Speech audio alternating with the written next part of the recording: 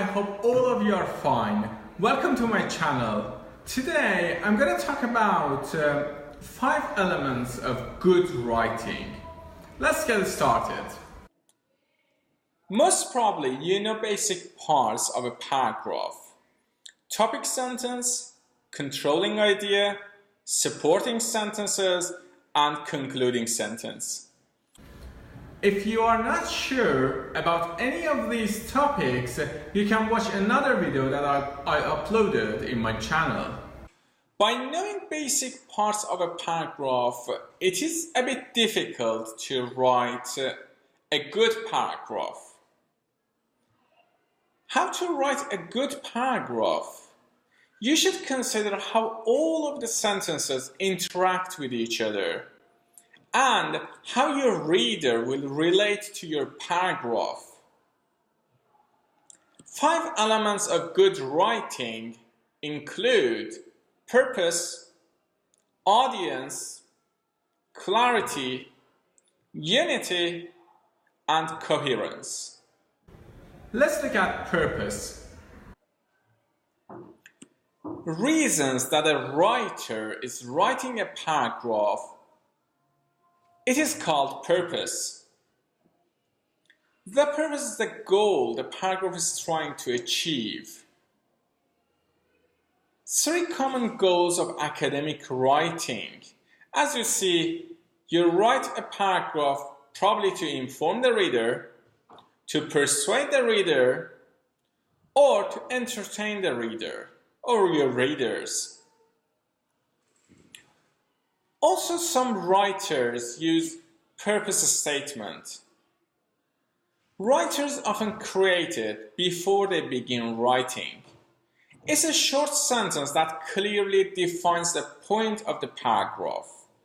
And purpose statement helps writers to be focused on the purpose. It is easy to get distracted while you are writing. You might write irrelevant sentences. If you have a purpose statement, you are focused on your topic. Let's look at an example of purpose statement. For example, you are asked to write a paragraph about how to clean your room. You can write on a short piece of paper, explain how to clean your room, and you can put it next to your laptop. While you are writing or typing, you can look at it. It helps you to be focused. Second element is audience or the readers. You should keep your audience in mind as you write every single sentence. You should know who your audience is. Are you writing to a teacher? Are you writing to a friend? You should know them. And we have two particular things that you have to be careful and pay attention to. Viewpoint or person, formal or informal writing. Viewpoint or person. We have 3 types of person. First person, I, we. Second person, you, and third person, she, he, they, it. Also, you should be careful. When I talk about I mean other pronouns as well. Other, for example, pronouns such as my, mine. Let's look at some examples. For example, first person, person who is speaking, I and we. And generally, to explain personal experience, we use first person in our writing. For example, yesterday I went to the beach with my cousins. As you see here, we have I and my first person words. Let's look at second person. Person who is being spoken to, I mean you. And generally we use it when we want to give directions or instructions, and it is often informal. As you see here, after filling the sink, you must then add detergent. As you see, we used you as our second person word.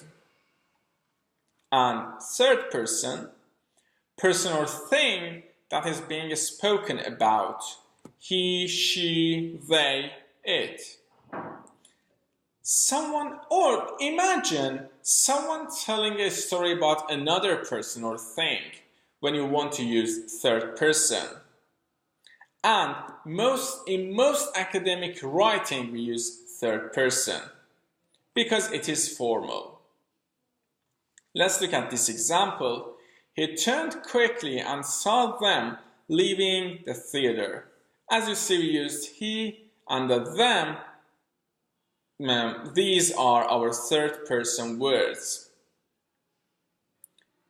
And you should bear in mind that when you write, you should have consistent pronoun usage.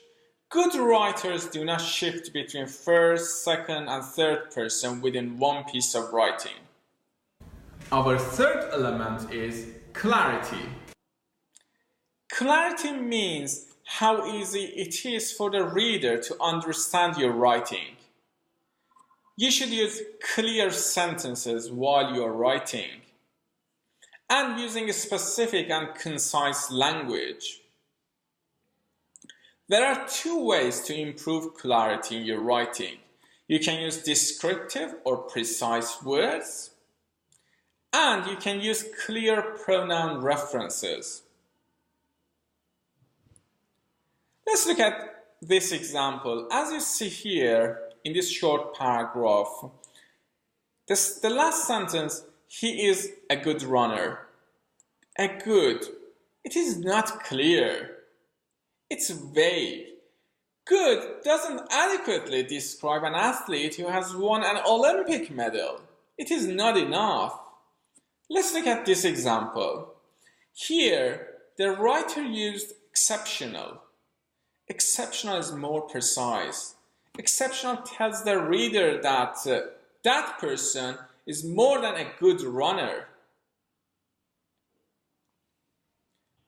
Let's look at another example.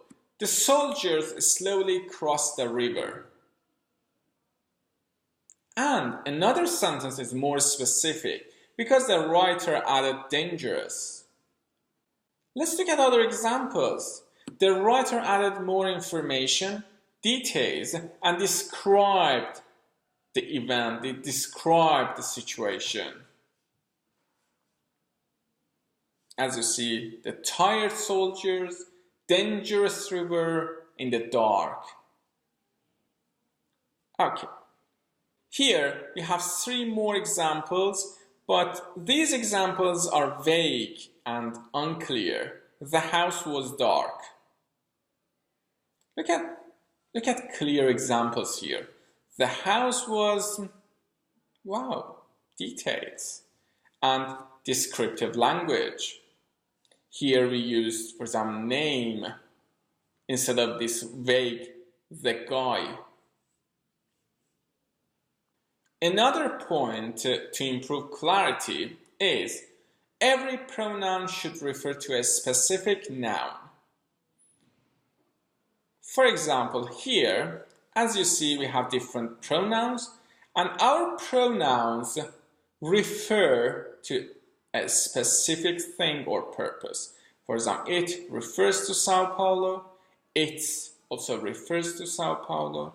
This word refers to computers, refers to tablet computers, and so on. As you see here, for example, Sao Paulo, it is.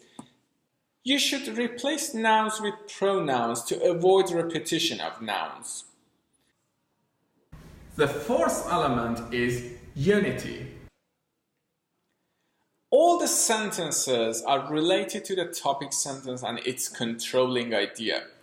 Your paragraph should have unity. The last element is coherence. Coherence means all of the ideas are organized and flow smoothly and logically from one to the next. There are 3 features of coherence: logical order, repetition of keywords, use of transitional words or phrases. When you write your paragraph, you should have logical order in your paragraph. You should use keywords. You should repeat your keywords. And you should use some transitional words or phrases to connect ideas in your paragraph. Let's look at some transitional words or phrases. You can use these words or phrases in your paragraph to give examples, to add information, to compare or contrast, to show time, to emphasize, to show sequence, to summarize, for example, and in contrast, finally, for these reasons, first, second, third, therefore, for instance, next, by comparison, after, obviously, next, thus, namely, in addition, on the other hand, before, without a doubt, at the same time, and in conclusion. Okay. Thank you for watching. Don't forget to like the video, share it with your friends, and subscribe to my channel. Thank you very much. Take care. Bye-bye.